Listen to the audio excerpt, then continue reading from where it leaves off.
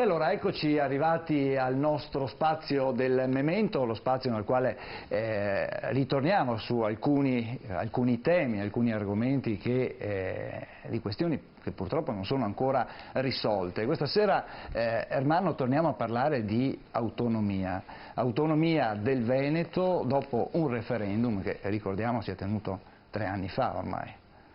Allora, si è promesso ai Veneti e si è fatto votare i Veneti per avere l'autonomia. Alcuni puntavano sull'indipendenza, ma questo diciamo che è un concetto sovrannaturale. L'autonomia è una cosa che si può realizzare e se è fatta bene diciamo che può essere anche positiva. Non è detto che l'autonomia solo per se stessa è una questione positiva. E quindi i Veneti stanno ancora aspettando, sono passati 1139 giorni, e 12 ore e ancora adesso purtroppo non c'è spiraglio, non c'è un punto di riferimento in questo momento che possa dire magari tra 5, 7, 10 anni poniamo una data e costruiamo questa autonomia. Non c'è. E allora con noi abbiamo una persona che ci può chiarire un po' queste cose, ci può dare un aiuto per entrare nell'argomento e spiegare ai telespettatori cosa sta succedendo ora. Buonasera a voi. Roberto Agirmo. Buonasera a voi e telespettatori. Patto Autonomia Veneto. Sì. E allora cosa sta succedendo? Beh, allora partiamo dal presupposto che se siamo in questa situazione è perché evidentemente i passi non sono stati fatti in avanti, ma sembra quasi il passo del gambero, stiamo tornando indietro. Di colpevoli, perché bisogna cercare anche i colpevoli, quando una cosa non funziona. No, scusi, allora partiamo da una cosa. Prego. Chiariamo la situazione oggi, poi andiamo a cercare i colpevoli, allora, perché sennò partiamo... Sì, ma partivo anche da quel sunto. Comunque, partiamo dalla polemica e la polemica non serve a niente. No, non è su base polemica, solo... assolutamente. Ecco. Allora, la situazione oggi è molto semplice. Dopo aver avuto un governo teoricamente amico, che era quello Lega e 5 Stelle, dove si poteva prospettare qualcosa teoricamente, si è arrivati ad un governo in realtà, possiamo chiamarlo di centro-sinistra, chiamiamolo come vogliamo, non è importante, dove sembra che i passi stiano sempre peggiorando.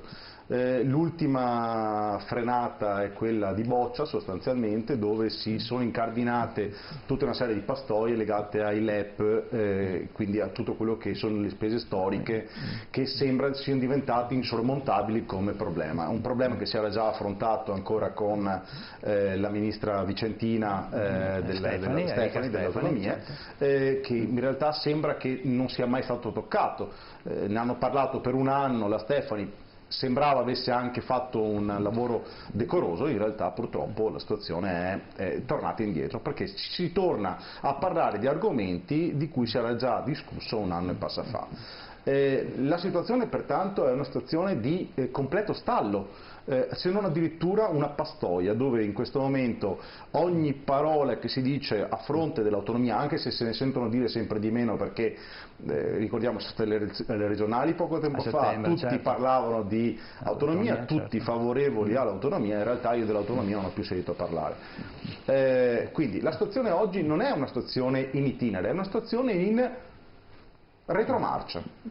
E quando io parlavo inizialmente di cercare colpevoli non era per dare la colpa a qualcuno, ma per cercare di fare un sunto di quella che è la situazione attuale, cioè uso la parola colpevoli, che è forte, per cercare di individuare quali possono essere gli elementi che hanno bloccato questo tipo di ragionamento e di percorso.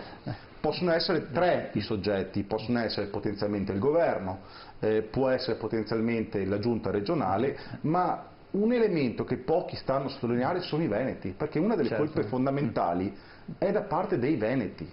Nel senso, se si doveva fare di più, c'era la necessità di una manifestazione. Ma io non mi sento in colpa, sono veneto. Allora chi di questi veneti? Cerco di dare la mia spiegazione del perché anche i veneti sono colpevoli. Se si dice sempre che l'unione fa la forza, che le istanze vanno portate avanti di comunità per cercare di dare forza a queste cose, I veneti l'avevano fatto, cioè andando a votare e dando un riscontro del 98,1% dei votanti a favore del referendum, i veneti effettivamente si erano posti nella situazione di dire abbiamo creato forza, perché avevano votato il referendum da destra a sinistra, cioè gente di Fondazione così come di Alleanza Nazionale, sì, Alleanza Nazionale, ci siamo capiti, di Fratelli di d'Italia. Fratelli d'Italia, hanno votato per l'autonomia, 5 Stelle, tutti, PD, tutti. Ora, se il 98,1% dei veneti ha votato e dopo si è capito mano a mano nel passare dei giorni, dei mesi, degli anni che questa cosa non aveva forza, bisognava trovare degli strumenti di comunicazione anche importanti su base territoriale per poter dimostrare che la democrazia democratica, il potere al popolo, ha un senso logico, altrimenti non è più democrazia. Cioè, la parola democrazia è bellissima, perché potere al popolo. Un referendum è il summa assoluto della democrazia, perché è esattamente il popolo che è portato a dare una propria opinione su un elemento tangibile. Molto spesso in Italia però i referendum vengono bistrattati, vengono disattesi. Restiamo sul Veneto e cosa ci sarebbe da fare? Le cose da fare sono tante. Innanzitutto bisognerebbe che quel qualcuno che ha ricevuto il 70% di preferenze alle passate regionali, che aveva fatto nel 2015 la sua bandiera non solo l'autonomia ma addirittura l'indipendenza, perché io ero candidato con lui come indipendentista nel 2015 e quindi Dica il nome, veniva lui chi è? Prego? Chi è lui? Beh, Luca Zaia. Luca Zaia veniva ai nostri incontri indipendentisti, perché non possiamo intuire le cose. Ma vuoi poco a... Comunque, d'accordo, allora, Luca Zaia veniva ai nostri incontri indipendentisti perché in quel momento l'indipendenza era sicuramente un trascinatore. Poi in realtà anche noi, per una questione di logica gestionale, ci siamo tra virgolette piegati alle dinamiche dell'autonomia, ma non perché non vogliamo l'indipendenza, ma perché è una questione logica, cioè oggi l'indipendenza non arriva, non può arrivare. Realisticamente L'autonomia ha un oggi senso logico. è possibile forse fare l'indipendenza, ma vediamo perché non viene fatta. Parliamo di autonomia.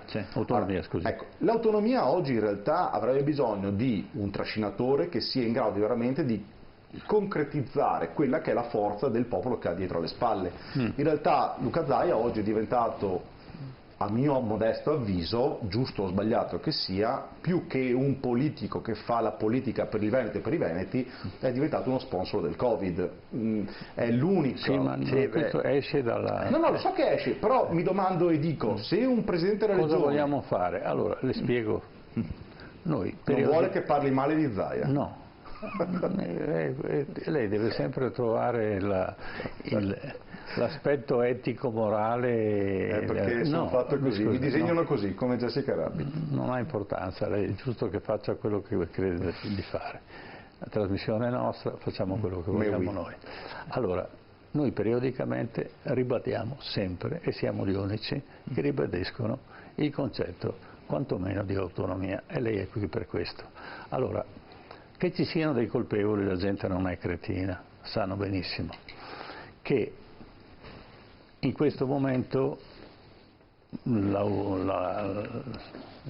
l'autonomia serve nel momento in cui si va a votare, dopodiché se la si dimentica, no? È una bella bandiera, è come la bandiera del Leone di Venezia, no?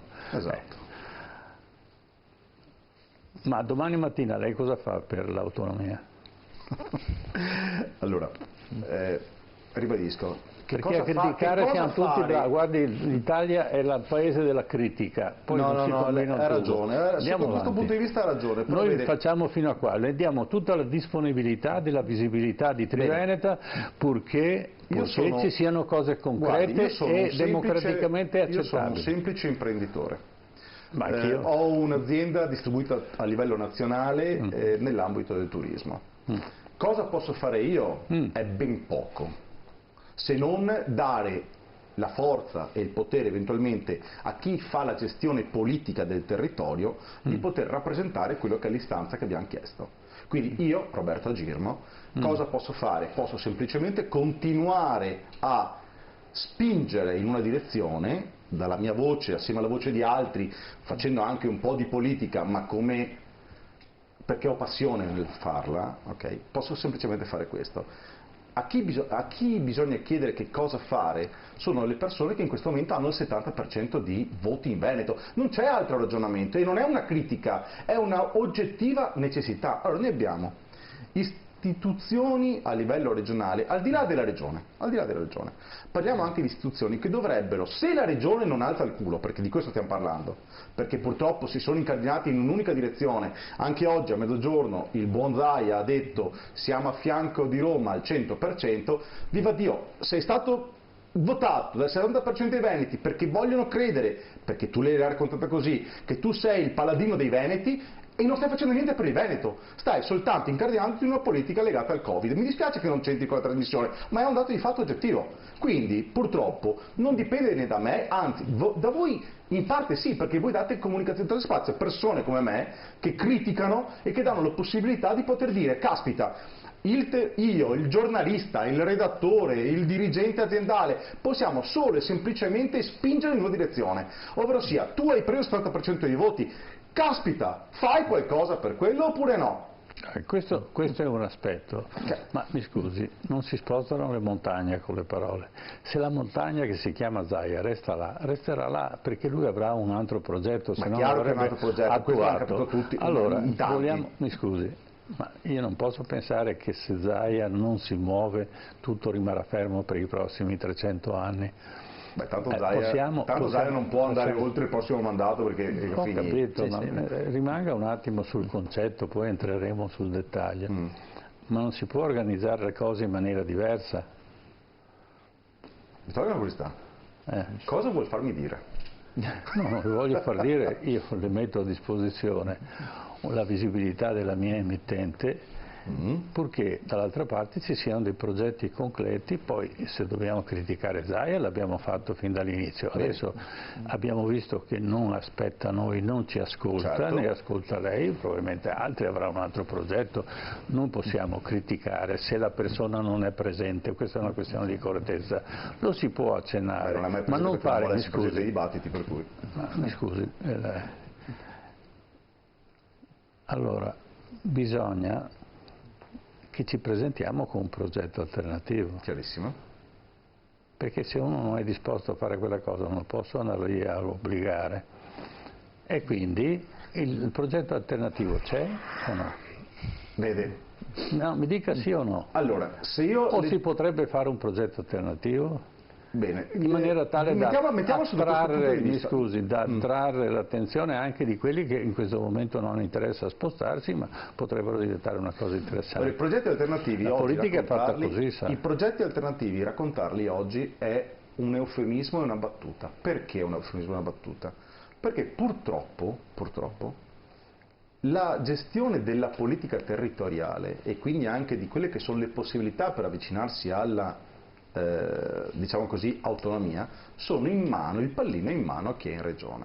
Qual è il nostro progetto alternativo? Noi ne abbiamo un progetto alternativo. Come Patto Autonomia Veneto abbiamo dato vita ancora 2 anni fa, e sta crescendo sempre di più, ad un ulteriore progetto su base nazionale, che si chiama Autonomie e Ambiente. È un movimento composto da partiti, movimenti, eccetera, eccetera, che sono autonomisti, federalisti, indipendentisti su base nazionale.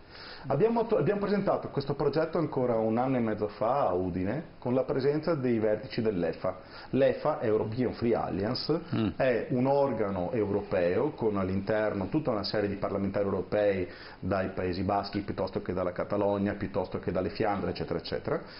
Quindi abbiamo anche una rappresentanza di base su base europea. Noi come autonomisti, non dico indipendentisti, autonomisti, siamo assolutamente anche europeisti, vorrei che sia chiaro questo elemento che è fondamentale.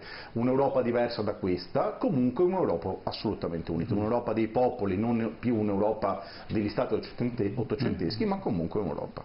Ora, il nostro progetto, dato che non si muove foglia finché la politica non voglia, è quella di arrivare ad avere anche noi degli spazi comunicativi importanti.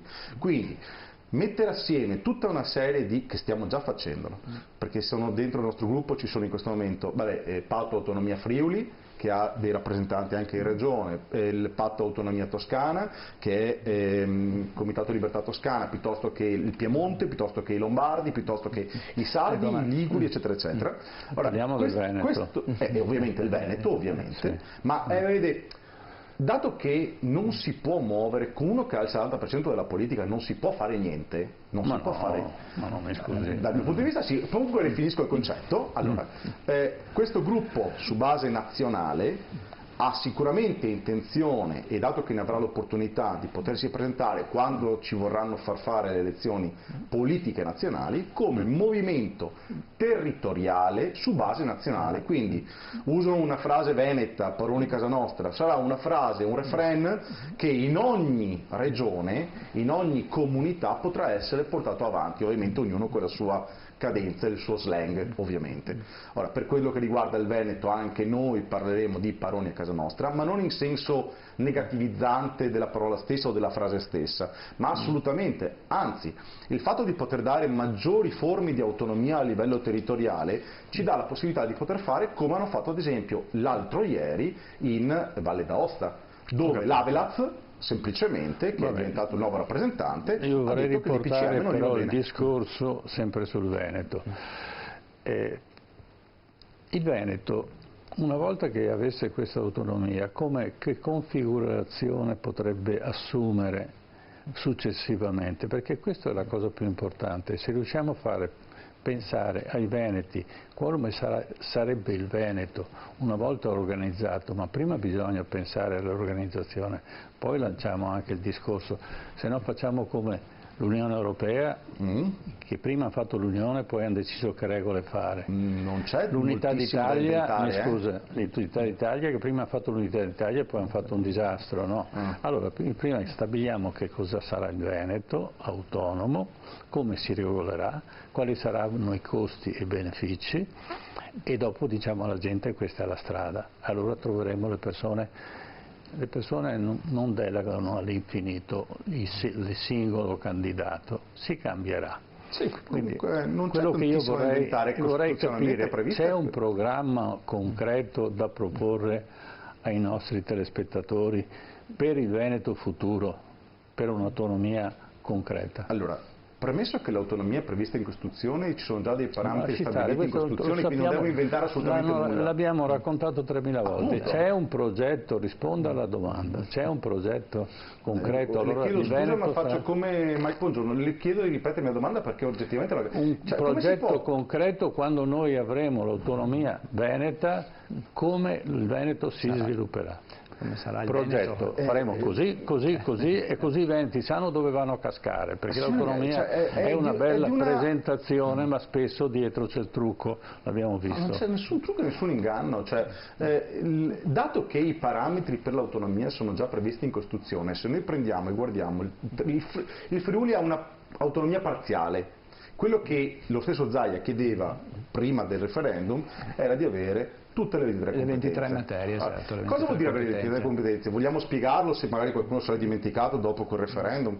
Non vuol dire avere dei soldi in più rispetto a quanti ne abbiamo adesso, vuol dire gestire in modo autonomo, e lo dice la parola, quei soldi. Se noi siamo così bravi da poter gestire quei soldi che oggi ci vengono dati, anzi che ci tornano, perché sono sempre soldi nostri, che ci tornano dall'Italia e tornano in Veneto. Per la gestione meglio. Allora, l'Italia paga, scusate, il Veneto ha un gettito fiscale pari a X, di questo gettito fiscale l'X% torna in Veneto per la gestione dei costi correnti, che sono la sanità, che sono la scuola, che sono tutti quei parametri di costi legati alla gestione ordinaria della regione.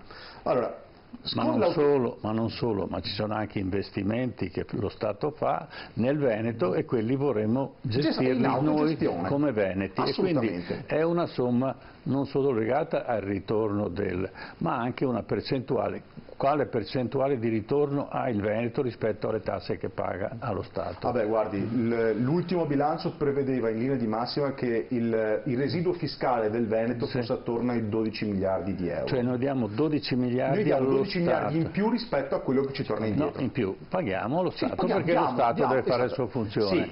Sì, ma per esempio la Sicilia, dovrebbero avere un surplus. la Sicilia quanto paga e quanto torna? La Regione Sicilia ha un debito di bilancio, non so quantificarlo perché non è dati sotto mano, e comunque è una cosa allucinante, ben oltre i 12 miliardi di euro che paga il Veneto in più sostanzialmente. Ecco, allora spieghiamo meglio perché le cose le capiamo se io e lei lei. vuole facciamo una lezione su come sono i costi e i LEP eccetera eccetera, la facciamo, nel senso che... Allora facciamo un'altra trasmissione, lei si prepara e viene. Grazie. Allora il tempo è passato e vediamo un attimo di proseguire col resto della trasmissione. Certo. Allora intanto ringraziamo Roberto Agirno per essere stato qua con noi e torneremo ovviamente sulla questione dell'autonomia, di questa maggiore autonomia che il Veneto aspetta da tanto tempo e che ancora non arriva, chiaramente. Per i telespettatori invece adesso andiamo in pubblicità, ma torniamo subito e torneremo a parlare questa volta della pandemia del Covid, ovviamente, ma di quelle che sono state come dire, le ripercussioni sociali di questa pandemia, quindi questa situazione critica che cosa ha comportato per l'individuo, come abbiamo reagito, ne parliamo tra poco.